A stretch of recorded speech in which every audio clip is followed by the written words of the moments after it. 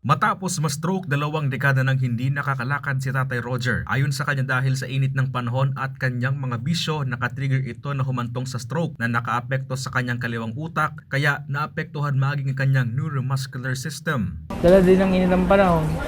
Ay, talagang mahirap kasi mahirap tanggapin dahil dati normal ka eh. Dating araw, baldado ka na. Si Nanay Lenny naman ay noong nakaraang taon lang nang ma-stroke kaya't hirap na rin siyang gumalaw. Pati ang kanyang paglalakad ay apektado na rin. Dahil sa kanyang kondisyon, halos maghapon na lang si Nanay Lenny sa kanilang bahay. Parang nahilo ako, blood pressure nagtaas, tapos parang naghina ako. Ayon sa health expert mula sa PHO CamSur, kadalasang tinatamaan ng stroke ang mga may matataas na blood pressure na natitrigger ng mainit na panahon.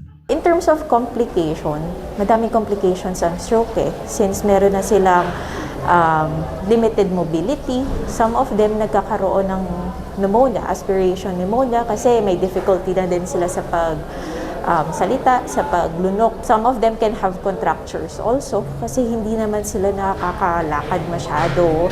May difficulty moving the arms. So parang naninigas. If you see some of our stroke patients, may certain way of walking sila and yung positioning ng arms because of the stroke. Hindi pa man ganap na dinedeklara ng Pag-asa ang pagsisimula ng tag-init, pinaalalahanan ng health expert ang publiko na maging maingat, iwasan ang matagal na pagbababad sa araw at uminom ng tubig para makaiwas sa dehydration.